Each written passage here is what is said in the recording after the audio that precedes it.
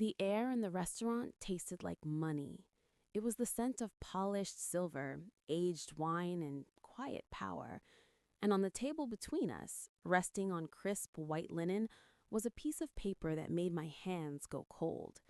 A check, made out to me, Alina Vance, for $1 million. The signature was a slash of dark ink, a name that was whispered in stories I'd never believed. Kalen Thorne. He was more than a man. Kalen Thorne was the sovereign of the Nightfall Dominion, an immortal king from a world that existed in the shadows of my own.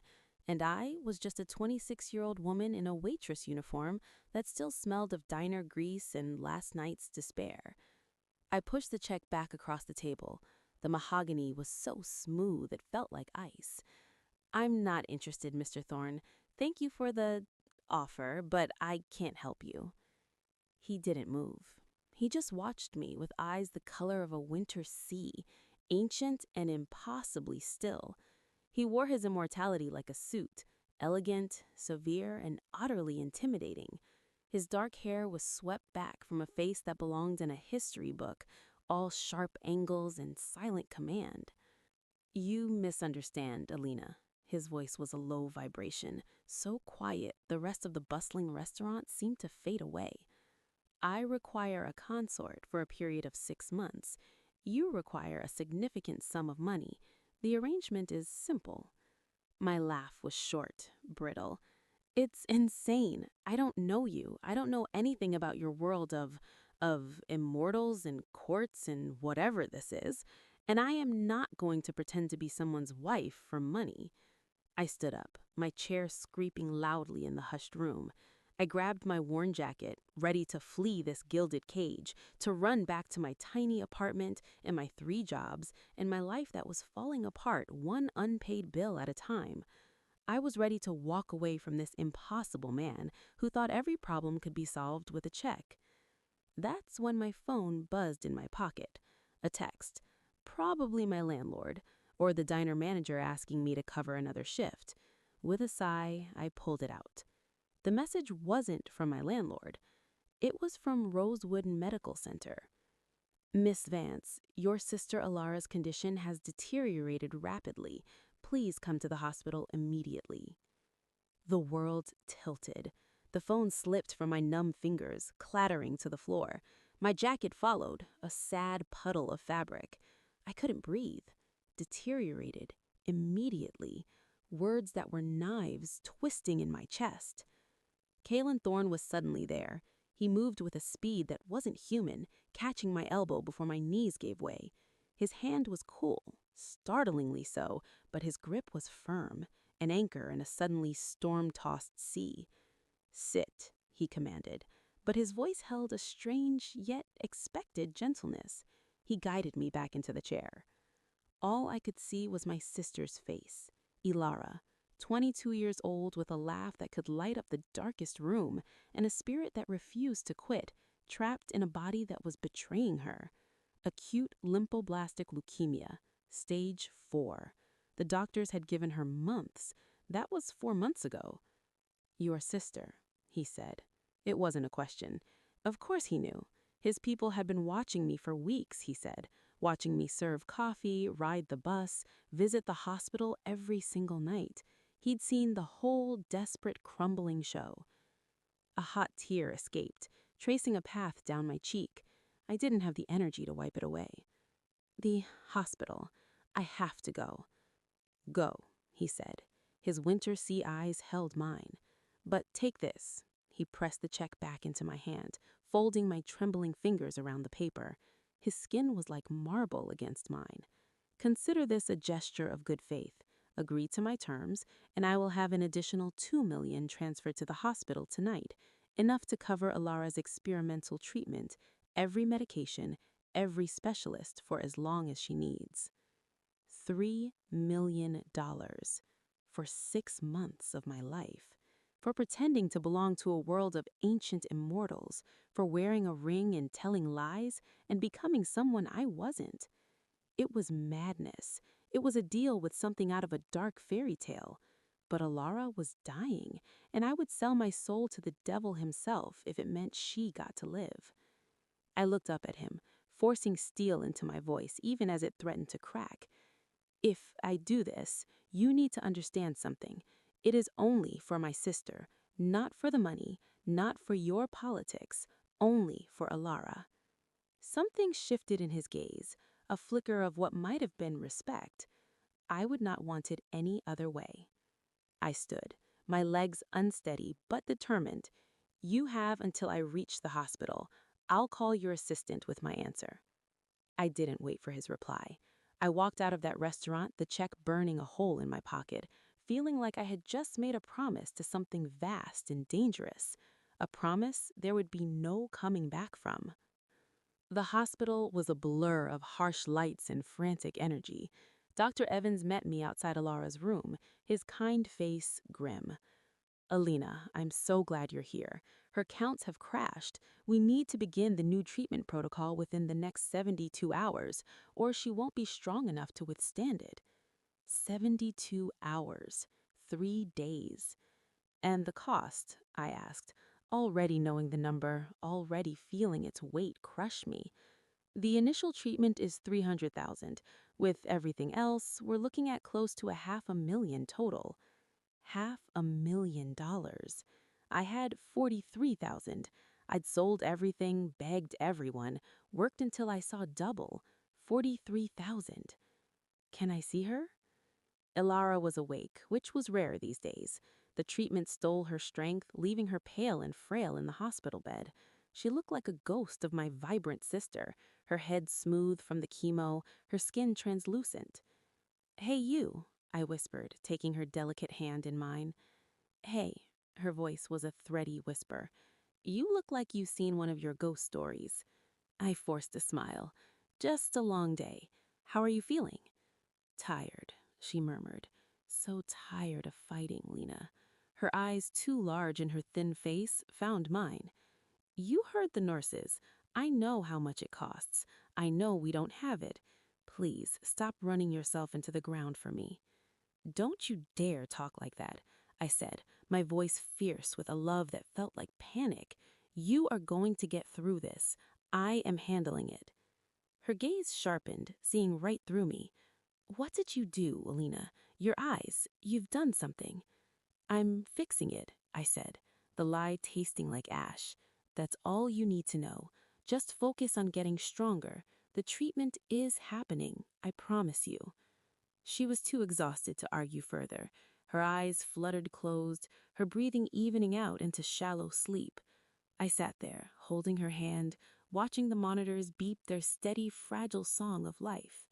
In my pocket, the check was a tangible weight, a ticket, a chain. I pulled out my phone, my fingers icy. I found the number for Kaylin Thorne's assistant. Before fear turned me to stone, I typed out 3 words. "I'll do it." The reply was instantaneous. "A car is waiting at the main entrance. Bring only what you need. You will not be returning." This was it. No turning back. I kissed Alara's forehead, a silent prayer against her skin. "I'll be back soon," I whispered, "and everything is going to be different." The car was a sleek shadow at the curb. The driver, a severe-looking man, merely nodded and opened the door. "Your belongings have been collected from your residence, Miss Vance. Mr. Thorne is awaiting you at the Nightfall estate." They'd packed up my life, my permission buried in fine print I'd been too proud to read. The finality of it stole my breath. We drove out of the city, into hills where the houses grew farther apart and the trees older. The Nightfall estate appeared like a mountain itself, carved of dark stone and gleaming glass, lit from within by a cold, beautiful light. It wasn't a home, it was a fortress. A woman with silver-streaked hair and a posture of absolute authority met me at the immense doors. "I am Maris, the steward of the estate. Welcome. Come inside. We have much to discuss, and dawn approaches." She led me through halls that felt like a museum crossed with a cathedral. Portraits of severe, beautiful people with immortal eyes watched me pass. We finally entered a study that overlooked vast moonlit gardens. And there, Standing before a wall of windows was Kalen Thorne. He turned. Alina, thank you for coming. Did I have a choice? My voice was tired. There is always a choice, he said, his gaze unwavering. You made yours for a reason far more compelling than my money. He gestured to a chair. Sit. The contract. The document was thick, dense with clauses. 6 months, public appearances, separate residences within the estate, no romantic involvement required or expected. $3 million paid in installments. Why me? I asked, looking up from the pages. You're an immortal sovereign. You could have anyone from your world. Why a human waitress? He was silent for a long moment. Because you are temporary, he said finally. In 6 months you will leave and return to your life. This will end cleanly. I do not want complications. Dawn at the Nightfall estate was a silent, gray affair. I woke in a bed that felt like a cloud, in a room so foreign it took me a full minute to remember where I was and why. The memory crashed down with the weight of stone, the contract, the money, Kalen, Alara. A soft knock. Maris entered with a breakfast tray, her expression unreadable. Good morning. You will take meals here today. Tomorrow you will join Mr. Thorne. Today we begin your preparation. Preparation? I asked. You are to become the consort of a sovereign, she said, as if stating a simple fact. There are protocols, centuries old, forms of address, historical blood feuds, social hierarchies. A single misstep could be seen as a deliberate insult. We have 3 days until the official binding ceremony. 3 days? I was to be bound to a near stranger in 3 days. The first appointment was a visit to Alara. The drive felt surreal. The same city passed by the tinted windows, but I was separated from it now, a spectator in a luxury car. Alara was sitting up, a hint of color in her cheeks. The new, fully funded treatments were working fast. You look better, I said, my heart swelling with fragile hope. I feel stronger, she said, her voice less like a whisper. The doctors are calling it a miracle. Her sharp eyes studied me, missing nothing. You're different, Alina. Your clothes, that look in your eye. Who is he, the donor? I took a deep breath. His name is Kalen Thorne. He's very wealthy, very private, and yes, he's helping us. And what does he want in return? The question was a direct hit. I evaded. It's a complicated business arrangement. I'm helping him with a public image project for 6 months. A project? Alara's disbelief was palpable. You're lying to me. I can always tell. Before I could form another weak defense, my phone buzzed. Kalen, the designer awaits. Do not be late. I have to go, I said, standing quickly. But Alara, there's something else. There's going to be a ceremony, a binding agreement with Kalen in 3 days. Her face went pale. Alina, no, you can't. You don't even know him. It's not what you think, I said, the lie curdling in my stomach. It's part of the arrangement. It's not real, but it needs to look real. Please, just get better. That's all that matters. I fled before she could see the tears in my eyes, before her questions could break the dam of my composure. The designer was a formidable woman named Colette, who presided over a boutique of silks and crystals. You must look like a queen, she stated, eyeing me as if I were a challenging block of marble, not a frightened mortal.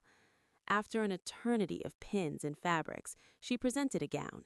It was deceptively simple, a column of ivory silk, but as it caught the light, delicate silver threads woven through it shimmered like captured starlight. It was beautiful. It felt like armor. This one, I breathed. Colette nodded, satisfied. Yes, this will make them look twice. Back at the estate, Maris launched into etiquette lessons. It was a dizzying education in a hidden world. I learned that the immortal conclave was comprised of 12 ancient houses, each with volatile histories. I learned that House Valerius still resented House Thorne for a slight 5 centuries ago. that one did not make direct eye contact with the elder of House Morden unless granted permission, that the wrong word at a dinner could be interpreted as a declaration of subtle war. "You will expect you to fail," Maris said bluntly as I practiced a formal greeting for the 10th time. "A human, unfamiliar with our ways, suddenly elevated, they will watch for any sign you are unfit, that Kalen has made a strategic error. You must give them none." Exhausted, I was finally led to dinner. The dining hall was vast, a long table where Kalen waited at the far end. He rose as I entered. "You look appropriate," he said. It was the closest to a compliment I'd received. "Thank you," I replied, taking my seat 1,000 miles away from him. I spent the day learning how not to accidentally start a war. A ghost of a smile touched his lips. "A valuable skill. How is your sister?" The genuine question surprised me. "Better. The treatment has begun. Thank you." The gratitude was real, and it complicated my resentment. We ate in silence for a while. "You asked why I chose you," he said suddenly, his voice low. "There is another reason. I was bonded a long time ago. Her name was Lyra. She was human." I froze, my fork midway to my mouth. "She died," he continued, his gaze fixed on his wine glass. "Not of age. She was killed by those who sought to weaken me. My connection to her was a vulnerability they exploited." He finally looked at me, and the pain in his ancient eyes was shockingly raw. After that, I vowed never to allow such a vulnerability again. A temporary, transactional arrangement with a clear endpoint, it carries no such risk, for either of us. The confession hung in the air between us, a shared understanding of loss and the walls we build because of it. He wasn't just a cold, immortal king. He was a man who had loved and been shattered by it. "I'm sorry," I said softly. "Do not be," he said, the mask sliding back into place. "It is merely history, and it is why our arrangement is perfect. No history, only a mutually beneficial future, briefly shared." After dinner, he led me to the terrace where the ceremony would be held. The gardens were dark, mysterious. "In 3 days, we will stand here," he said. "We will speak vows we do not mean before witnesses who will scrutinize every syllable. You will wear that gown, I will stand beside you, and we will begin a performance that must be perfect. And after the 6 months, when I leave, won't that prove to your conclave that you can't maintain a bond? By then, other alliances will be solidified. This is a stalling tactic, Alina, a convincing diversion." He turned to go, then paused. "One more thing. In public, you must affect a certain closeness. You need not feign grand passion, but there must be a semblance of care, of partnership. Study it. They must believe this is more than contract." I nodded, my throat tight. "I'll do my best." That night, in my lavish room, I couldn't sleep. I kept thinking of Lyra, of the love that got her killed. I thought of Alara, sleeping safely because of this man's wealth, and I thought of the look in Kalen's eyes when he spoke of his past, a look of such profound loneliness that it echoed my own. We were both using each other, but somewhere in this cold transaction, I'd glimpsed the wounded man behind the sovereign, and that made everything far more dangerous than I had ever imagined. The day of the binding ceremony arrived wrapped in a cold autumn mist. Maris oversaw my preparation with the focus of a general before battle. My hair was coiled into an intricate crown. The starlight gown fitted perfectly. When I looked in the mirror, I didn't see Alina Vance, struggling waitress. I saw a stranger, poised, elegant, and terrified. "Remember," Maris said, fastening a diamond necklace around my throat that felt like a collar of ice. "Chin high, shoulders back. You are not a mortal girl today. You are the chosen consort of the Nightfall Sovereign. Believe it, and they will too." There was a knock. Kalen entered. He was dressed in traditional Immortals formal wear, a dark, sleek jacket with subtle silver embroidery that mirrored the threads in my gown. He looked devastatingly powerful, and for a moment I couldn't breathe. He stopped short, his eyes traveling over me. For a heartbeat, the careful neutrality in his gaze vanished, replaced with something stark and unguarded. Awe? Disbelief? It was gone before I could name it. "You look," he began, then cleared his throat. "The gown is suitable. You look very sovereign-like," I managed, my voice barely a whisper. He offered his arm. "It is time." The terrace had been transformed. An arch of night-blooming flowers stood at one end. Rows of chairs held the most intimidating collection of beings I had ever seen. The immortal conclave and their retinues. Their beauty was chilling, their eyes holding the weight of centuries as they watched me approach on Kalen's arm. I felt like a mouse walking into a congress of hawks. The ceremony was conducted in the ancient tongue of the immortals, a flowing, melodic language I didn't understand. Kalen responded in kind, his voice sure and strong. When it was my turn, I repeated the phonetic lines Maris had drilled in me, hoping my accent wasn't a complete disgrace. The officiant, an ancient immortal with eyes like fractured quartz, spoke in English for the final vow. "Do you, Alina Vance, pledge your companionship and loyalty to Kalen Thorne, sovereign of Nightfall, for the period of 6 moons, to stand as his consort before this conclave and the world?" My eyes found Kalen's. In that moment, the crowd faded.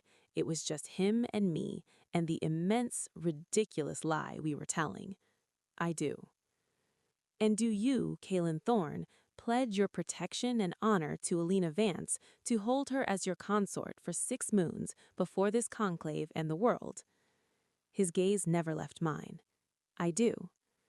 "Then, before the gathered houses, this bond is recognized. Let it be witnessed." It was done. I was bound to an immortal king. There was no kiss. Our agreement had specified none. Instead, Kalen took both my hands in his cool fingers wrapping around mine. He raised them between us, a gesture of unity. Then he leaned in, his breath a cool whisper at my ear, meant for me alone. "The performance begins now. Stay close." The reception was held in the grand ballroom. It was a whirlwind of sharp smiles and veiled comments. Kalen was an attentive shadow, introducing me, guiding conversations, his hand a constant, cool presence at the small of my back. The first to approach was a woman of breathtaking cold beauty, Lady Seraphina of House Valerius. Her smile was a razor. "Kalen, darling, a human consort. How modern, and so very temporary, I understand." "Alina is my consort," Kalen replied, his voice dropping to a dangerous softness. "The terms of our bond are no one's concern but ours." "Of course," Seraphina purred, turning her glacial gaze to me. "Tell me, child, what does one do to entertain oneself in our world? I imagine our centuries-old conversations must be dreadfully dull for someone with such a fleeting perspective." Every instinct told me to shrink, but I thought of Alera. I thought of the strength it had taken to survive this long. I lifted my chin. "I find eternal life hasn't granted everyone wisdom, Lady Seraphina. Some conversations are dull regardless of their length. Thankfully, Kalen's company is not among them." A stunned silence. Then Seraphina let out a laugh like shattering crystal. "Oh, she has teeth. How amusing. You may need a muzzle for her, Kalen." She drifted away, leaving a wake of tension. Kalen's hand tightened slightly on my back. "That was either very brave or very foolish," he murmured. "You told me not to be intimidated. I did not tell you to declare war on the most venomous member of the conclave before dinner, but I saw a flicker of approval in his eyes." As the evening wore on, a younger immortal with a mischievous glint in his eye approached. "Cousin," he said to Kalen, then bowed to me. "Lady Alina, I'm Elias. I must say you've caused quite the stir. No one thought the great Kalen Thorne would ever bind himself again, even temporarily." "Elias talks too much," Kalen said, but there was a fondness in his tone I hadn't heard before. "I merely appreciate a good drama," Elias said, grinning. He leaned closer to me, his voice dropping. A word of advice. My cousin is the best of us, but he's also the most guarded. He's spent 2 centuries building walls. Don't be discouraged if you run into them. He winked and melted back into the crowd. Later, I found a moment of quiet by a floor-to-ceiling window. The gardens were a sea of darkness. Impressive performance, I turned. An immortal man, handsome and severe, stood nearby, Lord Theron of House Mordred. You handle yourself surprisingly well for a mortal thrown to the wolves. I was under the impression I was among civilized company, I said carefully, repeating a line Maris had suggested. Theron's lips quirked. A diplomatic answer. Tell me, does Kalen share his bed with you, or is this bond as chaste as it is convenient? The crudity shocked me to silence. Before I could form a retort, Kalen was there, materializing at my side like a cold wind. Theron, he said, the single word a warning. Merely curious about the nature of your arrangement, Theron said, unrepentant. The nature of our bond is none of your concern. Kalen's voice was lethally quiet. Insult my consort again, and our houses will have more than words between them. Theron held his gaze for a tense moment, then inclined his head slightly. My apologies, Lady Alina. The wine speaks for me. He walked away. Kalen's body was rigid with fury. Are you all right? I'm fine. He just surprised me. They will all try to surprise you, he said, guiding me away from the window. To test your footing, to find cracks, we must present a united front, always. The final part of the evening was a formal dance. Kalen led me to the center of the floor. As his hand settled on my waist and he took my other hand in his, an unexpected current jolted me. It wasn't attraction, not exactly. It was the startling intimacy of the act, the way our bodies moved in sync despite everything, the protective way his arm encircled me despite everything. You're doing well, he said softly, his breath stirring my hair. It doesn't feel like I'm doing anything, I admitted. It feels like I'm drowning and you're the only solid thing to hold on to. His steps faltered for a fraction of a second. His eyes searched mine, and in their winter sea depths, I saw not a king, but a man as adrift as I was. Then hold on, he murmured. The music swelled. For those few minutes spinning in his arms under the crystal lights, the performance faded. There was no conclave, no contract, no dying sister. There was just the music, the movement, and the inexplicable, terrifying sense that in this gilded lie, I had found something unexpectedly, undeniably real. When the dance ended, the spell broke. The watching eyes returned. Kalen's mask slid back into place. But something had changed. A line had been crossed. We weren't just actors anymore. We were accomplices. And as I retired to my separate wing of the estate that night, the memory of his hand in mine, of that whispered hold on, lingered. It was more binding than any vow before the conclave, and I had no idea what to do with that. The week after the binding ceremony settled into a strange, tense routine. My days were a blend of intense tutoring with Maris and quiet, awkward meals with Kalen. Our conversations were careful, orbiting the safe topics of my lessons, Alara's progress, or the endless, intricate politics of the conclave. I saw the estate not as a home, but as a chessboard. Every corridor held history. Every servant owed allegiance to a particular house. Every gift sent to our chambers was a move in a game I was only beginning to understand. One afternoon, Maris presented me with a small velvet box. Inside was a bracelet of woven silver and moonstone. The note card read simply, "A token to commemorate your binding. S." Seraphina, I said, the name tasting like poison. Do not wear it, Maris advised immediately, snapping the box shut. House Valerius moonstones are often enchanted. To listen, a pretty spy. I pushed the box away, a chill slithering down my spine. What should I do with it? Return it with thanks, citing an allergy to the enchantment. It is a polite refusal that acknowledges her game without engaging in it. I did as instructed, sending the bracelet back with a carefully worded note penned by Maris. The next day, a bouquet of black roses arrived from House Mordrin, Theron's house, a symbol of death and mockery. Those Maris had burned in the hearth without a word.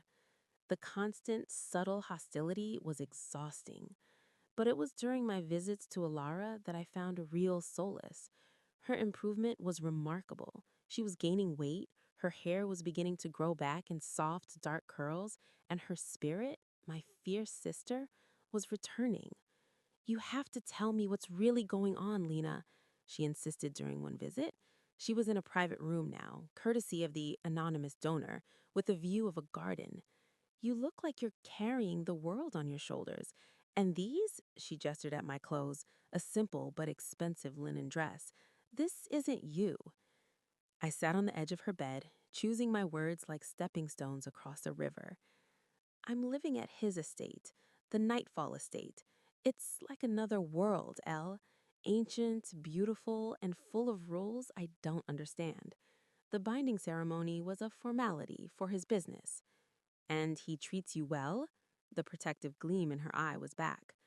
I thought of Kalen's cool courtesy, his unwavering protection in public, the unexpected moments of understanding in private. Yes, he does. He's honorable, and he saved your life. I don't want you bound to someone out of gratitude, she said fiercely. It's not just gratitude, I said, surprising myself. It's complicated, but I'm not in danger, I promise. I left her with that half-truth, the guilt of familiar companion on the ride back to the estate. That evening, dinner with Kalen was silent, until he set his glass down with a soft click. Lord Theron has formally challenged a trade agreement I ratified with the Mortal City Council. He claims it favors human interests over immortal ones. Is he right? It is a balanced agreement. He challenges it because I made it, and because you are human. It is a test. What can I do? Nothing and everything. He leaned forward. There is a conclave hearing in 2 days. You will attend with me. You will say nothing unless directly addressed. Your mere presence, calm and composed, will be a statement. It says I do not hide my human consort. It says I include her in matters of state. It infuriates him. So I'm a pawn? I said, the words sharper than I intended. You are a statement, he corrected, his gaze intense. One that disrupts centuries of tradition. That is more powerful than a pawn. The day of the hearing, Maris dressed me in a severe, high-necked gown of charcoal gray. Armor, she said, fastening the last clasp. You are not a decoration today. You are a fixture. The conclave chamber was more intimidating than the wedding terrace. It was all dark wood and high ceilings, the 12 elders seated on a raised dais like judges of old. Kalen and I took seats at a table facing them. Theron stood at a nearby podium, outlining his grievance in cold, precise logic. As he spoke, his eyes kept flicking to me, dismissive, calculating. I kept my hands folded in my lap, my expression neutral, just as Maris and Kalen had drilled me. When Theron finished, the eldest immortal, a being named Lord Eric, with a voice like dry leaves, turned to Kalen. Lord Thorn, you may respond. Kalen stood, his argument concise and devastating. He cited historical precedent, economic data, the long-term benefits for both worlds. He was magnificent, a king in full command. Then Lord Eric's ancient eyes settled on me.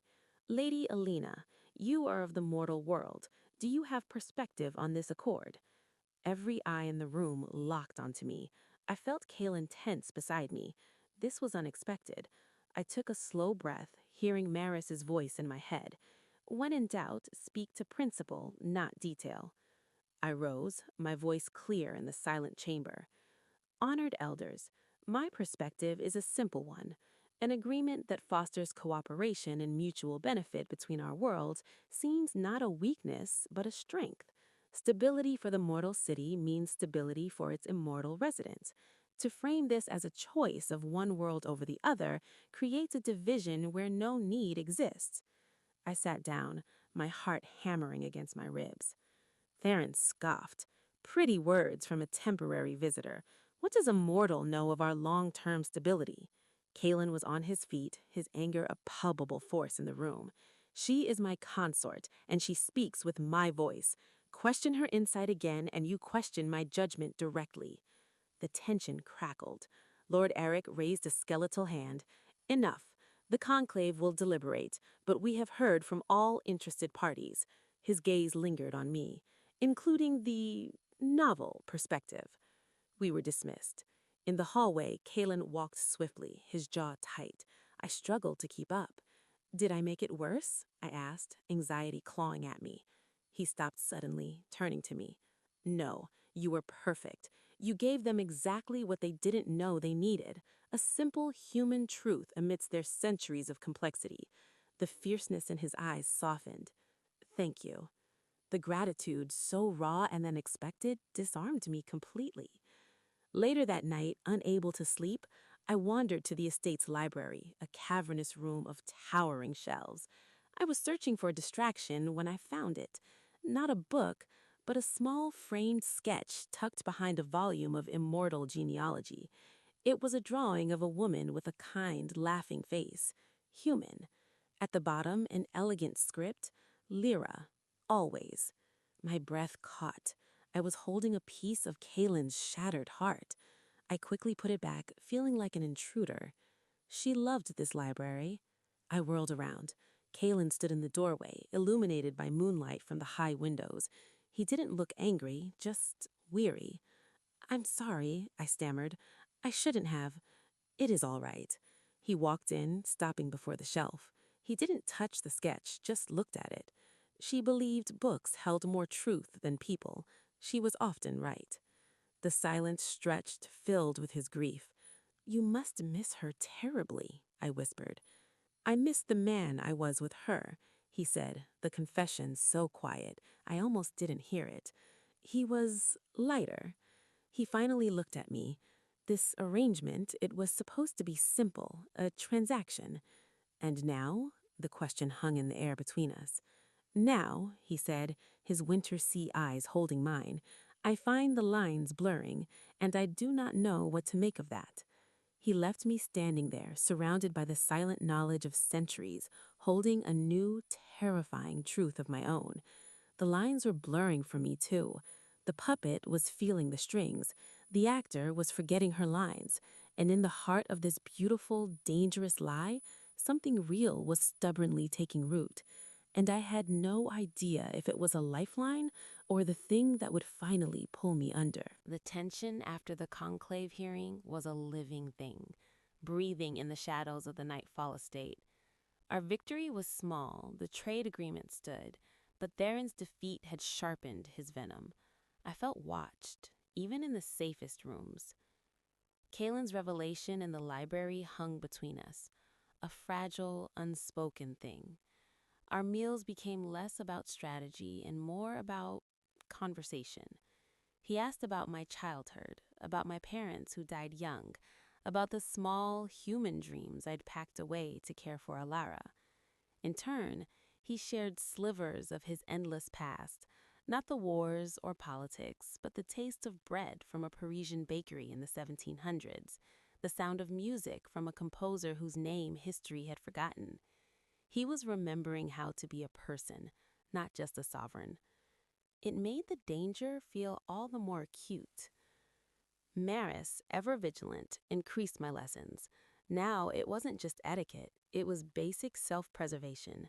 Never accept a drink you did not see poured from a sealed vessel, she instructed, her voice grim. Do not eat food offered directly from another's hand. Immortal toxins are subtle and often slow-acting, designed to mimic human illness. The warning felt medieval until the night of the Equinox Gala. It was the first major social event since our binding, hosted by a neutral house. The hall was a spectacle of otherworldly beauty. Kalen was a magnetic figure in black and silver, and I wore a gown of deep blue that seemed to drink the light. I played my part, smiling, nodding, following his lead. During a lull, a servant I didn't recognize, a young immortal with nervous eyes, approached with a tray of crystal flutes filled with sapphire liquid.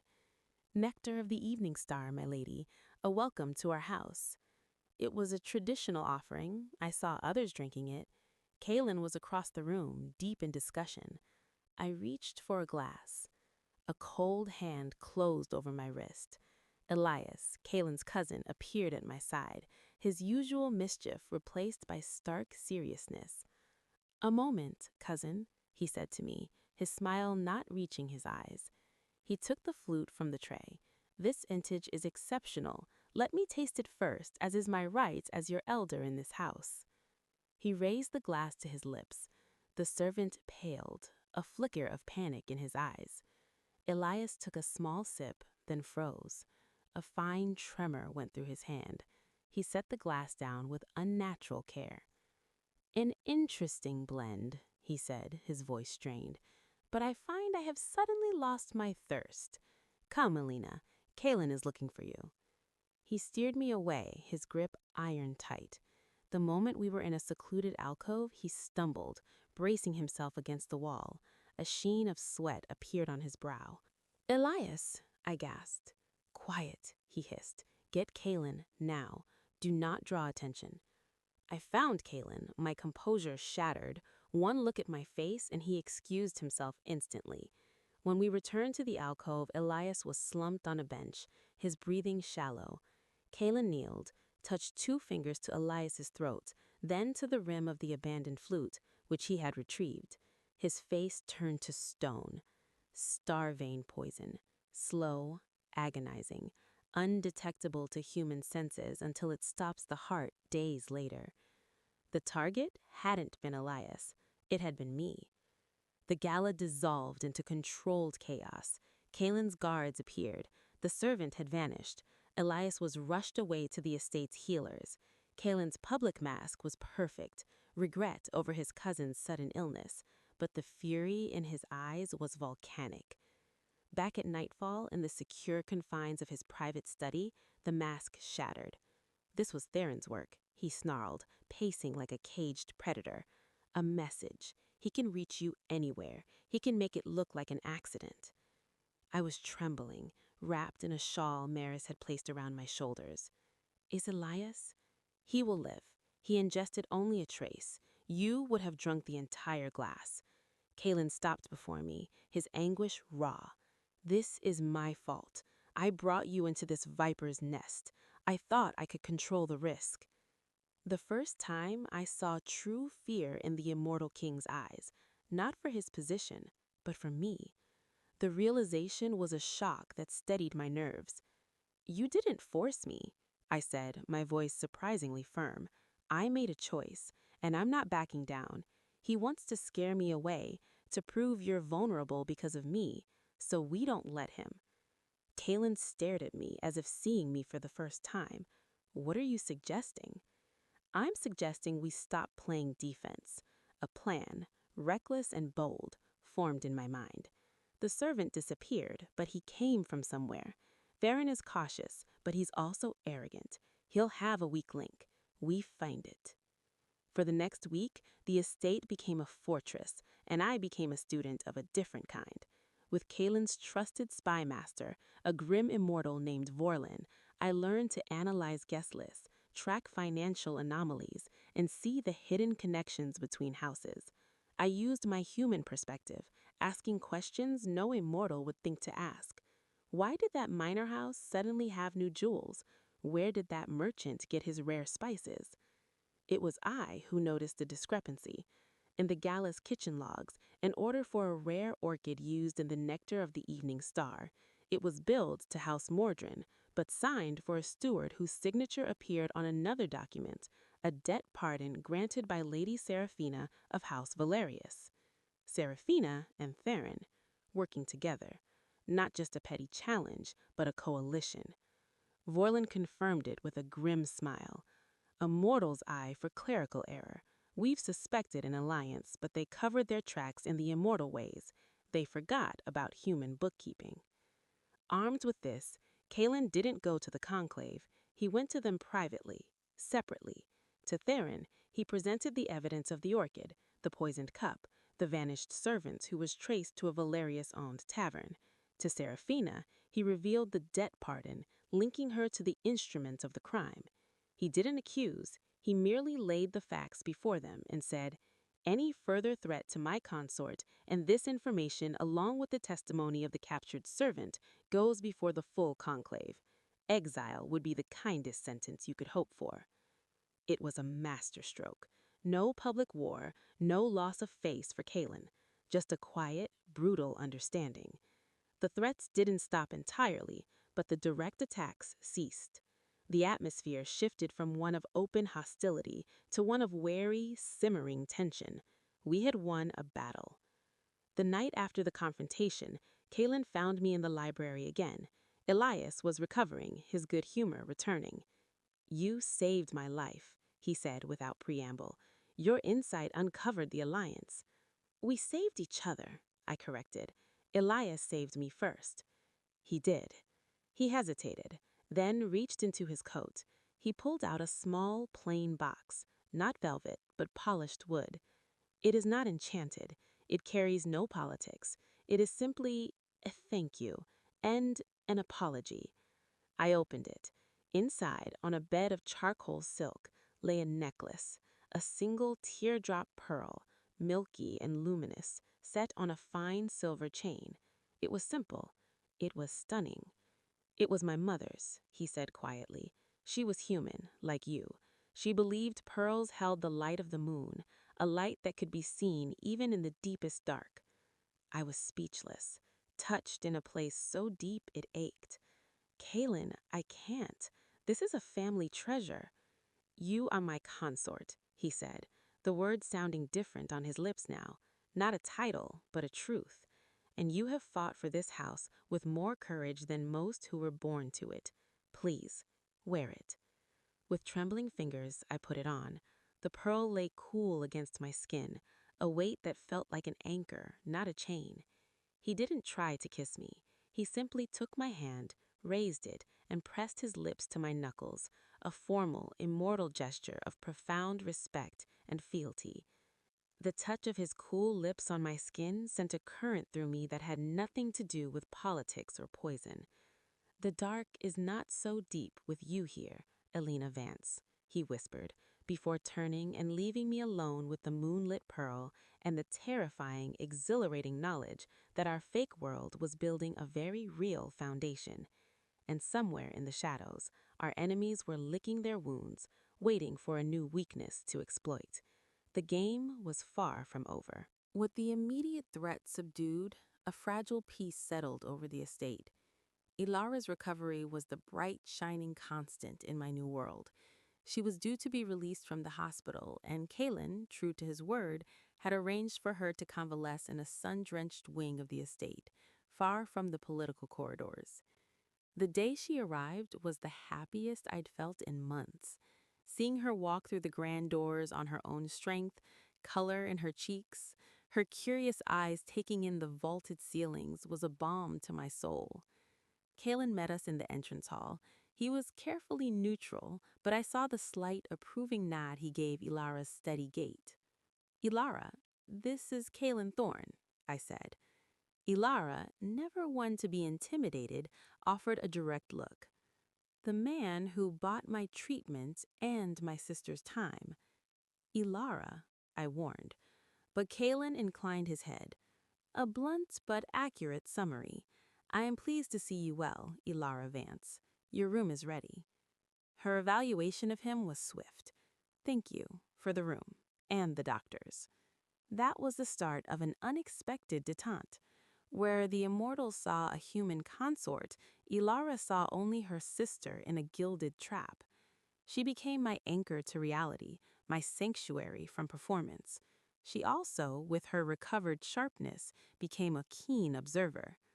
One afternoon, as we sat in her sunroom, she said out of the blue, "He watches you, you know." "Who?" I pretended to focus on my tea. Kaylin, when you're not looking, it's not the way someone looks at a business partner, Lena. It's the way someone looks at a puzzle they can't solve but desperately want to. My heart stumbled. It's part of the act, making it convincing. Convincing to who? You're alone right now. She fixed me with a stare. You have feelings for him. I couldn't lie to her. Not again. I looked down at the pearl at my throat. It complicates things. Oh, Lena, she sighed, but it was with sympathy, not judgment. Ilara's presence, however, created a new vulnerability. She was my heart, outside my body, walking freely in a dangerous world. I knew it. Kaylin knew it. Our enemies knew it. The attack, when it came, was not against me. I was with Maris, reviewing seating charts for an upcoming diplomatic dinner with mortal officials, when Vorlin appeared at the door, his expression grave. My lady, there has been an incident in the gardens. Your sister. Ice flooded my veins. I ran, Maris close behind. In a secluded rose garden, we found Ilara, pale but standing, being supported by a stone-faced guard. Her forearm bore 3 long, parallel scratches, deep and angry, oozing a faint silver-tinged blood. It came out of nowhere, Ilara said, her voice shaky with adrenaline. Like a large shadow cat, but its eyes glowed. The guard intercepted it before it could do more. Kaylin arrived moments later, a storm in mortal form. He examined Ilara's wound, his nostrils flaring. Shadestalker, he pronounced, the word dripping with venom. A creature from the deep wilds, not native to these lands for a century. It cannot cross the estate's primary wards unless invited. Invited? I whispered. Or carried in by someone with access, Maris said darkly. This was no clumsy poisoning. This was a message, far more cruel. They weren't trying to kill Ilara. They were demonstrating that they could hurt what I loved most, any time they wished. The target wasn't my body, but my spirit. Kaylin's fury was a silent, terrifying thing. He gave orders for the wards to be reforged, for every person on the estate to be revetted. He assigned his personal guard to Ilara, but we all knew the truth. The perimeter had been breached from the inside. There was a traitor among us. That night, the fear curdled into a cold, hard resolve. I went to Kaylin's study. He stood at the window, his back to me, silhouetted against the night. We have to end this, I said, my voice hollow. Not the arrangement, them. Serafina, Theron, they won't stop. They'll keep coming for Ilara, for any weakness, forever. He turned. The pain in his eyes mirrored my own. I know, but the conclave moves slowly. Evidence of conspiracy is not enough. We need proof of treason, an act that violates our most ancient laws. Then we forced them to commit one, I said, the idea forming fully, born of desperation and a sister's love. What? The Accord of Dawn, I said, the words leaving my lips almost before I thought them. The ancient treaty between the first immortal sovereigns and human rulers, stored in a vault beneath the estate. It was the symbolic heart of our world's peace. What if they tried to destroy it, or steal it? That would be treason beyond dispute. Kaylin stared at me aghast, then calculating. It is the most guarded artifact in my domain, the wards. It is impossible. Is it? I pressed. What if they learned of a temporary flaw, a scheduled reinforcement of the outer wards that leaves a brief theoretical vulnerability, information that could only come from someone very close to you?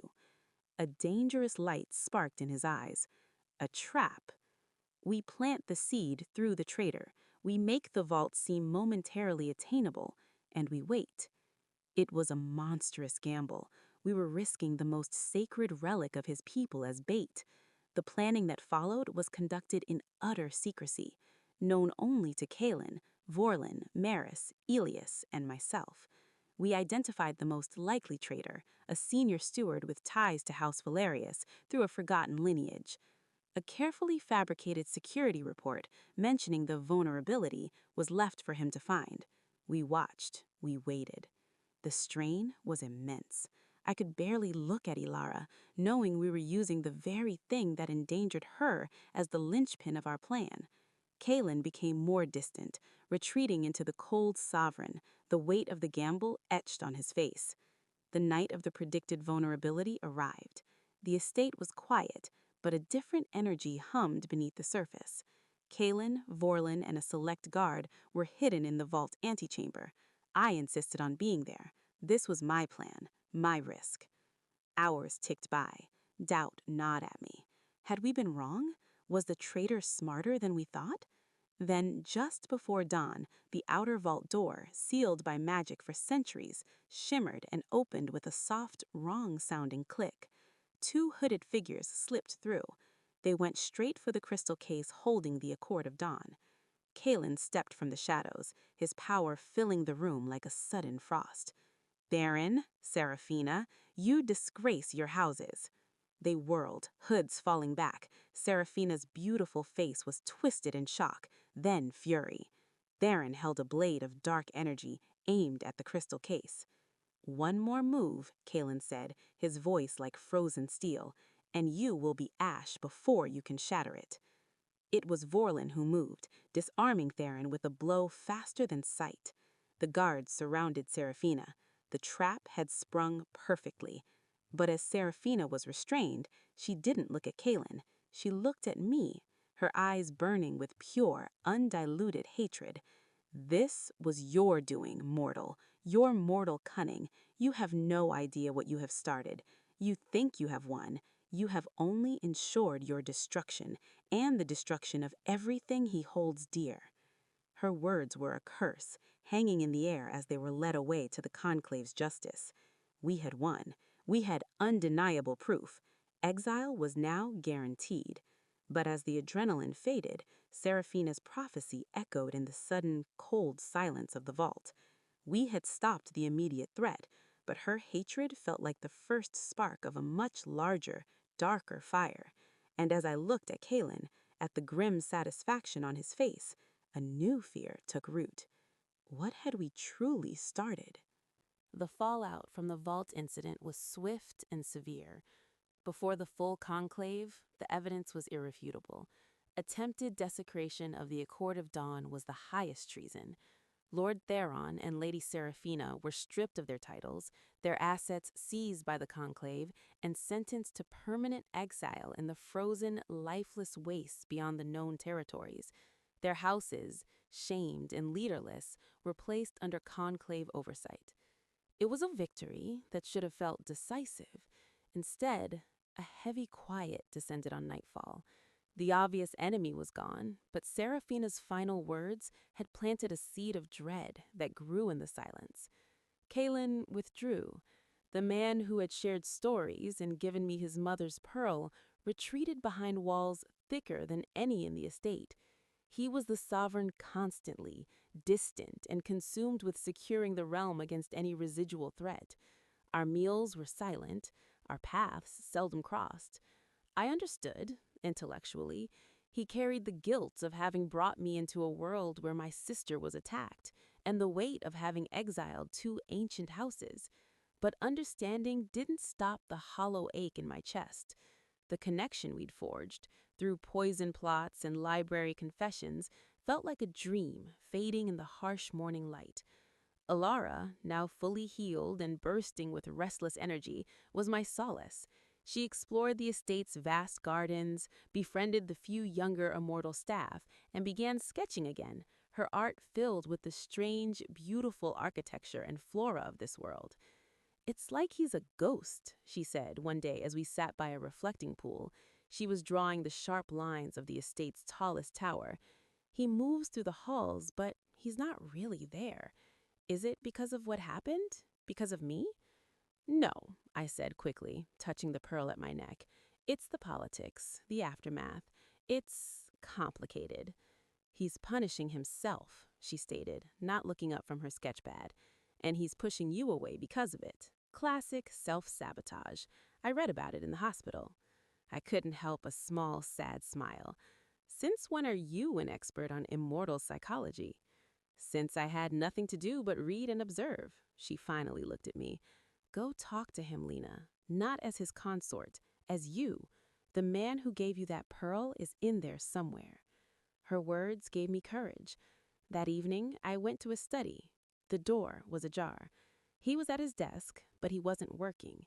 He was staring at Lyra's sketch, which now sat in a small frame beside an old leather-bound book. I knocked softly. He didn't startle, just slowly looked up. The wariness in his eyes was centuries deep. Alina. My name was a sigh. I am occupied. I can see that. I stepped in, closing the door behind me. You've been occupied for weeks, avoiding me. He leaned back in his chair, a defensive gesture. There are matters of state that require... Don't. I cut him off, my own frustration breaking through. Don't hide behind matters of state with me, not after everything. Is this because of the trap? Because we risked the accord? Yes. The word exploded from him, filled with anguish that filled the room. He stood, turning his back to me. Yes, Alina, we risked everything, the very symbol of our peace, on a plan conceived out of fear and desperation. And it worked. And now 2 ancients are in frozen oblivion, and their houses are in ruins, and it was my hand that guided it all, the hand that brought you here, the hand that made your sister a target. His shoulders were tense. Serafina was right. I have ensured destruction. I feel the cracks spreading. In the conclave, in the realm, I made you a weapon in our wars, and I cannot bear the thought of you becoming another casualty of my world, another Lyra. The raw confession shattered the last of my hesitation. I crossed the room and stood before him, forcing him to look at me. Caelan Thorne, look at me. I am not Lyra. I am not a fragile thing to be kept in a glass case. I walked into this knowing it was dangerous. I helped build that trap with my eyes open. You did not make me a weapon. I chose to be one. For my sister, for you, for this us that was starting to feel real before you started building walls. Tears I hadn't known I was holding back spilled over. You asked me to hold on during a dance. I'm holding on, but you have to hold on too. You can't shut me out to protect me. That's not protection. That's a slower kind of poison. He stared at me, the storm in his eyes shifting from guilt to a desperate, yearning hope. Slowly, so slowly, he raised a hand and brushed a tear from my cheek with his thumb. The touch was electric. I am lost, he whispered. I have been lost for 200 years, and you, with your mortal courage and your stubborn heart, you are a compass pointing true north. But I am terrified of the direction. What direction? I breathed. Towards a cliff edge, he said. Towards a future where the 6-month contract ends and you have every reason to walk away from this chaos, back to the sun, and I am left in the dark once more, having remembered what light looks like. It was the confession I dared not hope for. The fear wasn't of me, but of losing me. The contract, our original cage, was now the thing he feared most. The contract is just paper, Caelan, I said, my heart pounding against my ribs. We are the ones who give it meaning, and my meaning has changed. He closed his eyes, as if in pain. When he opened them, the resolve there was new, forged in vulnerability. Then we face the cliff edge together for however long we have. No more walls. He didn't kiss me. Instead, he took my hand and placed it over his heart. I could feel the slow, steady beat of it, a rhythm entirely different from a human's, a tangible sign of the life within him, a silent vow. The wall had cracked, but not to let me out, to let him back in. Our peace was short-lived. The very next day, Vorlin returned from the exiled territories with disturbing news. The guards assigned to patrol the wastes reported strange energy signatures. Serafina and Theron were contained, but something else was stirring out there. Something that felt old and hungry and drawn to the instability in the wake of the exiles. The victory had been an illusion. We had cut off the head of one serpent to feel the ground tremble with the awakening of something far older and more terrible beneath our feet. The real battle, it seemed, was just beginning. The reports from the wastes were vague but persistent. Strange lights on the horizon, whispers on the wind that weren't carried by any storm, a deep rhythmic tremor in the earth that the immortal seismologists couldn't explain. The conclave was skeptical, chalking it up to the chaotic energy of the recent exiles. But Kalen, Vorlin, and Elias felt a deeper disquiet. It was Alara, of all people, who provided the first tangible clue. She had taken to spending her afternoons in the estate's oldest archive, a dusty, forgotten wing of the library, fascinated by the ancient bestiaries and maps. One evening, she burst into my sitting room, her sketchbook clutched to her chest, eyes wide. "Lena, look!" She thrust the book at me. She had been drawing from the old texts, images of twisted, shadowy creatures, landscapes of broken rock. But on a fresh page was a new sketch based on a crumbling scroll she'd found. It depicted a vast, shapeless form slumbering under a mountain range with strange runic markings around it. It's called the Sunderer in the notes, an ancient entity of chaos sealed away by the first sovereigns after a war that nearly broke both our worlds. The seal was bound by the unity of the ruling houses. I felt a chill. The ruling houses? You mean the conclave? Kalen's voice came from the doorway. He must have been passing by. He entered, taking the sketchbook. His face paled as he studied it. The Sunderer, a children's tale, a myth to warn against discord. Where was it sealed according to this? He asked Alara, his voice tight. She pointed to a faded map on the next page, beneath the shattered peaks, which, according to this other map, she flipped a page, is what the exile territories were called before they were cursed. The room went deathly quiet. The exiled territories, where we had sent Seraphina and Theron.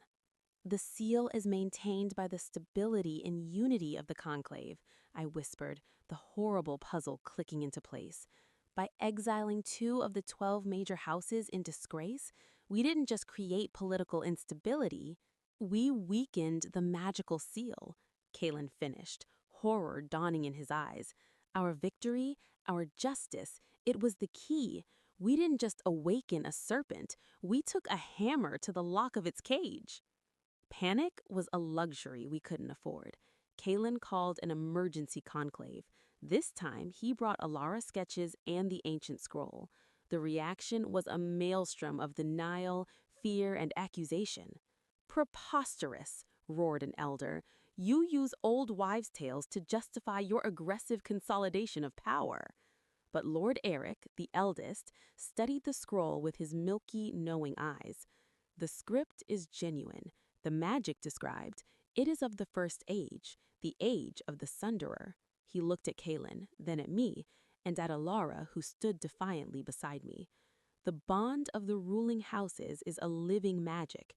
With 2 houses broken, their contribution to the seal has ceased. The equations of containment are now unbalanced." The conclave descended into chaos. Arguments over blame, over solutions, over who would send forces to the wastes. It was clear, unity, the very thing needed to repair the seal, was shattered. That night, in the deepest part of the estate's private sanctum, our small, trusted circle gathered. Kalen, myself, Alara, Vorlin, Maris, and Elias. "There is a ritual," Kalen said, his face etched with grim determination. "Described in the oldest texts, a reforging. It can restore the seal, but it requires a channel of immense power and a symbol of unity even stronger than the original." "What kind of symbol?" I asked. He looked at me, then at Alara. "The original seal was forged in an age when our kinds were not so separate. It required a blending of immortal will and mortal spirit, a conduit of pure, selfless intention from each world." "Mortal spirit?" Elias frowned. "A sacrifice?" "Not of life," Kalen quickly said, of connection, of voluntary, profound bonding, a tethering of a mortal soul to the immortal web of power, temporarily, to act as the keystone in the ritual. It is a tremendous risk. The mortal would be exposed to raw, ancient energies. It could unravel them. All eyes turned to me. I was the only mortal bound to the immortal world already. No, Alara said from behind me, absolutely not. You're not using my sister as some kind of magical battery. It is the only way described, Vorlin said quietly. The unity must be embodied. The consort bond, it could serve as the anchor, but it would have to be more than political. It would have to be true and willingly given on both sides to withstand the strain. The weight of those words settled over us. A true bond, not just an understanding, not just a growing affection, a full, conscious commitment. The very thing we had been circling, both yearning for and terrified of.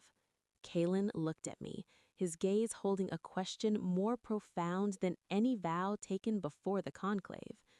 The ritual would have to be performed at the source of the weakening, in the exile territories, at the foot of the shattered peaks, he said, his face etched with grim determination.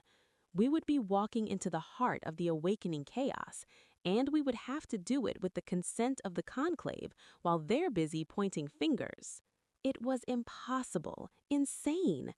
I thought of the world above, the mortal cities, the people like my parents, like the nurses who cared for Alara, completely unaware of the ancient nightmares stirring beneath their feet. I thought of Alara, finally alive and painting her future. I thought of Kalen, carrying the guilt of centuries, now facing the potential end of everything he'd ever protected. And I thought of the pearl at my throat, the light in the dark. I took Kalen's hand. It was cold, but I held it tightly, pouring all my warmth into the touch. Then we convince the conclave, and we go, I whispered. Alara started to protest again, but I turned to her. You fought for your life, Elle. Now let me fight for your world, for all our worlds. The journey to convince the bickering conclave was a battle in itself. It was Alara, with her clear human logic and unshakable nerve, who finally broke the deadlock. Standing before them, not as a pawn, but as a survivor, she said, you can sit here and debate whose fault it is until the ground opens up beneath you, or you can let my sister and the sovereign she is bound to, try to fix it. Your pride or your existence. Choose. Shamed into action, the conclave gave a fractured, reluctant blessing. They would mobilize their forces to create a perimeter, to hold back any manifestations of the Sunderer's power while we attempted the ritual. As we prepared to leave for the wastes, Kalen came to my room. He held a simple silver band. This is not for show, he said, his voice thick. It carries no enchantment but one, a tether to me, to my life force. It will be your anchor in the storm of the ritual.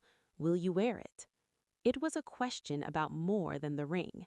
I held out my hand. He slipped it on my finger, next to the simple band I'd worn for our binding ceremony. The two rings sat side by side, one for a lie, one for a terrifying, beautiful truth. We faced the cliff edge, I whispered, repeating his words. Together, he vowed. And as our small, brave company set out towards the bleeding edge of the world, towards the roaring dark of the shattered peaks, I knew one thing for certain. The 6-month contract no longer mattered. Our fate and the fate of both our worlds would be decided not by a date on a calendar, but in the heart of a coming storm. The journey to the shattered peaks was a descent into a nightmare. The lush landscapes of the immortal domains gave way to twisted, gray wastes. The air grew thin and tasted of ozone and decay. The sky was a perpetual bruised twilight, shot through with veins of sickly green light that pulsed in time with the deep, unsettling tremor in the ground. Our company was small. Kalen, myself, Vorlin, Elias, and a dozen of the most elite guards. Ilara had fought to come, but we had been united in leaving her in the relative safety of the estate with Maris. This was a burden we would not let her carry. As we traveled, the bond between Kalen and me shifted. It was no longer a hesitant connection, but a constant humming thread of awareness. I could feel his vigilance, his simmering power, his fear for me, not as a liability, but as his heart walking beside him. The ring on my finger was warm. The ritual site was a cavernous maw at the base of the largest peak. Ancient, crumbling pillars, carved with the same runes from Ilara's scroll, formed a broken circle around a deep, black fissure in the earth. From that fissure, a visible, twisting column of shadow and sickly energy roiled upward, the manifestation of the weakening seal. The sound was a low, psychic roar that grated against the bones. The Conclave forces had established a shaky perimeter a mile back, already skirmishing with shambling, half-formed creatures of rock and shadow that clawed their way from the earth, the Sunderer's first mindless probes. "We don't have much time," Vorlin growled, eyeing the escalating conflict in the distance. Kalen stood at the edge of the ritual circle, his face a mask of concentration. He held the ancient text. "The ritual requires us to stand at the cardinal points, channeling our will through the conduit, through you, Alina, to mend the fracture in the seal. You must open yourself to the flow. You must hold the image of unity, of our bond, as an unbreakable shield. If your focus wavers, or if our connection is not pure, the backflow could shatter you." I nodded, my mouth dry.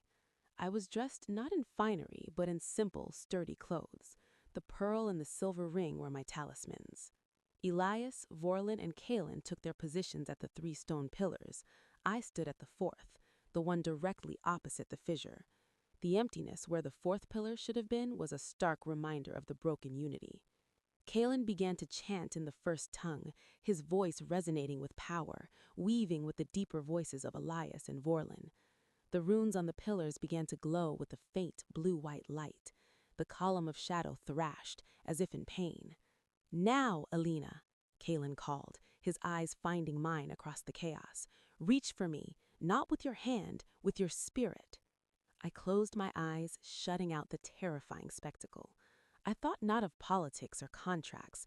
I thought of his hand brushing away my tear, of the quiet confessions in the library, of the respect in his eyes when I stood before the conclave. I thought of the lonely king who loved chocolate and forgotten music. I poured every ounce of feeling, the fear, the trust, the burgeoning, undeniable love, into the tether between us. I felt it, a golden, warm cord snapping taut in my soul, connecting me to him. Through it, I felt the immense, cool power of his immortal essence, and I sent back the bright, fierce warmth of my mortal spirit. The runes blazed. The light shot from the 3 pillars, converging on me. I gasped as it hit, not with pain, but with a staggering, overwhelming sense of connection. I was a node in a vast network. I could feel the other conclave members, far away, their will reluctantly adding to the stream. I could feel the ragged edges of the seal itself. Through our bond, Kalen guided the power. I focused it, using the image of our joined hands, of Alara's smile, of 2 worlds coexisting as a lens. We aimed the concentrated beam of unity at the fissure. The shadow column screeched, a sound of pure, alien rage. It resisted, pushing back. The ground heaved. From the fissure, more solidified forms began to emerge, larger, more defined creatures of nightmare. "Hold the line," Vorlin bellowed, as the guards engaged the new horrors at the edge of the circle. Elias grunted with effort, his pillar flickering as he split his focus between the ritual and defending his position. The strain was immense. I felt like a vessel too small for an ocean. The chaotic energy of the Sunderer clawed at the edges of my mind, whispering temptations, images of failure, of Kalen falling, of Alara sick again. It fed on fear and discord. My focus wavered. The beam of light faltered. "Alina!" Kalen's voice, strained but steady, echoed down our bond. "Look at me." I forced my eyes open. He was across the maelstrom, holding his position, his gaze locked on mine. In his eyes, I didn't see a king or an immortal. I saw the man who was afraid of the cliff edge, choosing to fall with me rather than stand alone. I saw my choice reflected back at me. I choose you, I thought, pouring the certainty into our link. I choose this, now and always. The words, true and unguarded, acted as a catalyst. Our bond didn't just hold, it flared. The light from us burned brighter, purer. The beam from the pillars intensified, turning from blue-white to a brilliant, radiant gold. With a final deafening crack that seemed to split the world, the beam pierced the heart of the shadow column.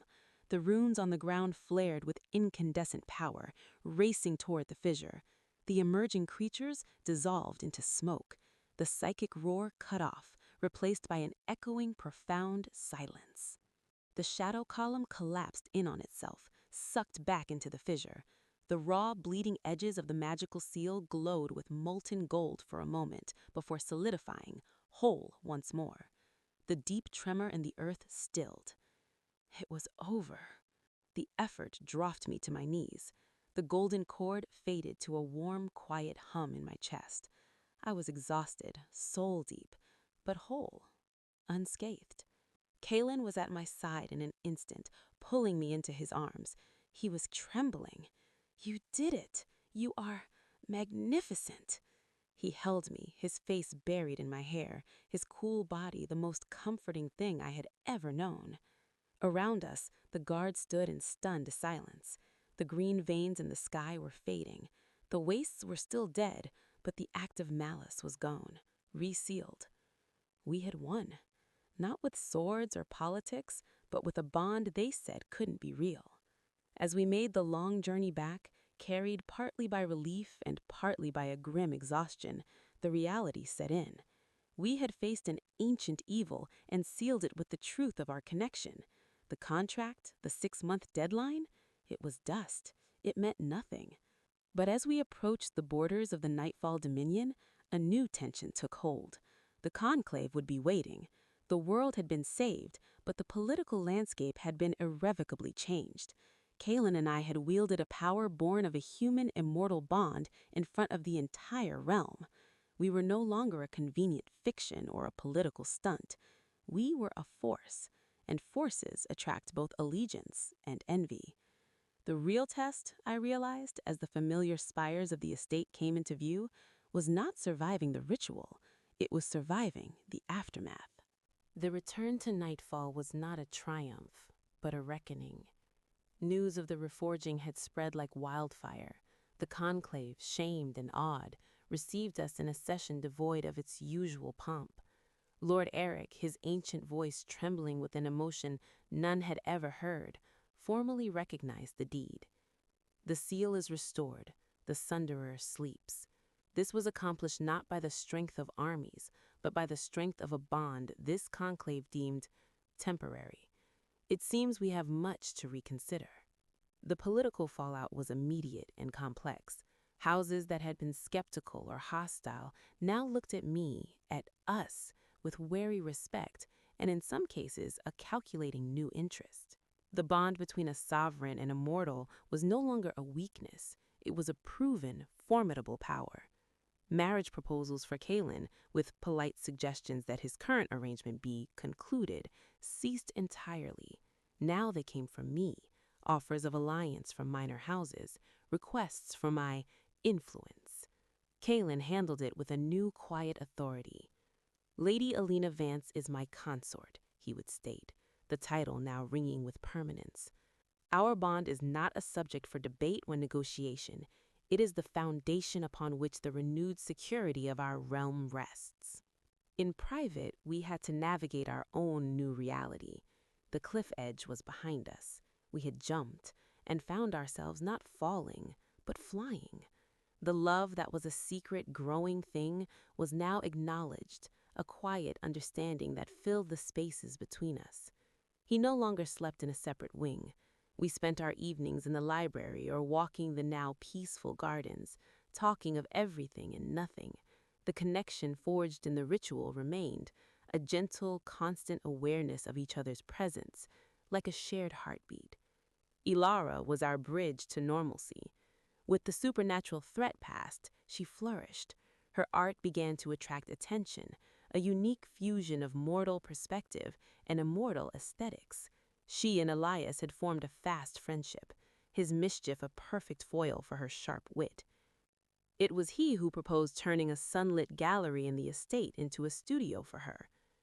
The realm could use more beauty born of resilience, Elias said with a shrug, and Kaylin had agreed immediately. The 6-month mark of our original contract came and went without ceremony. The day before, Kaylin had taken me to his study. The signed contract lay on his desk. Without a word, he picked it up, walked to the fireplace, and dropped it into the flames. We watched together as the paper that bound me to him curled into black ash, its terms meaningless. "The only contract I recognize," he said, turning to me and taking both my hands, "is the one we wrote with our actions, with our choice in the heart of the storm. If you wish to leave, to take your sister and the fortune that is rightfully yours and return to the sun, I will not stop you.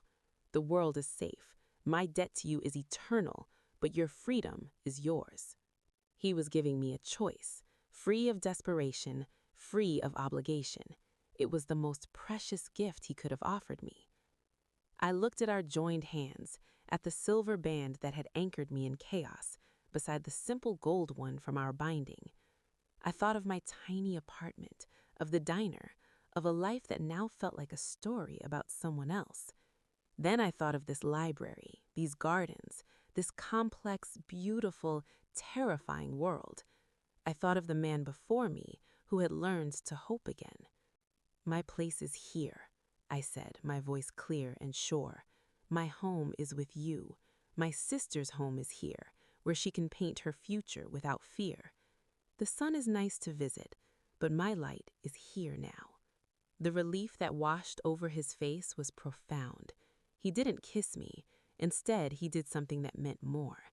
He brought my hands to his lips, one after the other, in that formal gesture of fealty, then turned them over and pressed a kiss to each palm, a gesture of deepest, most intimate devotion. "Then let us build a new dawn," he whispered against my skin. And so we did. We didn't have a grand public wedding. We had a quiet, formal reaffirmation before the conclave and a few trusted friends, a declaration of permanent bond. Ilara stood as my witness, beaming. Elias stood with Kaylin, offering a ridiculous wink that made the solemn moment perfect. The political work was ongoing. With Kaylin, I helped draft new accords, fostering real cooperation between the immortal houses and the mortal world, using our unique position as a living bridge. It was slow, often frustrating work, but it was our work. One evening, a year after the reforging, I stood on the terrace where our false binding had begun. The gardens below were lush, and in the distance the lights of the mortal city twinkled peacefully. Kaylin joined me, slipping his arms around my waist, his chin resting on my shoulder. "Peace looks good on you," I murmured, leaning back into him. "Peace looks good on us," he corrected softly. "I spent centuries building walls to keep the world out and to keep the pain in. You built a door, and then you built a whole new world on the other side of it." I turned in his arms to face him. The winter sea in his eyes was calm now, warmed by a sun he'd thought lost forever. We built it together. In the end, the story wasn't about a vampire king's money or a fake wife. It was about a desperate choice that became a defiant stand. It was about proving that the most powerful magic in any world, immortal or mortal, is not in ancient seals or vast fortunes, but in the courage to choose connection over safety, to build love in the ruins of fear, and to forge a new dawn from the pieces of a broken night. And as I stood there, wrapped in the arms of the king I had learned to love, with my sister's laughter echoing from her studio nearby, I knew this truth with every beat of my human heart. Some offers are refused, some are accepted, and some, the rarest and most precious ones, are transformed into something entirely new, something real, something that lasts long after the final page is turned. Our story was just beginning.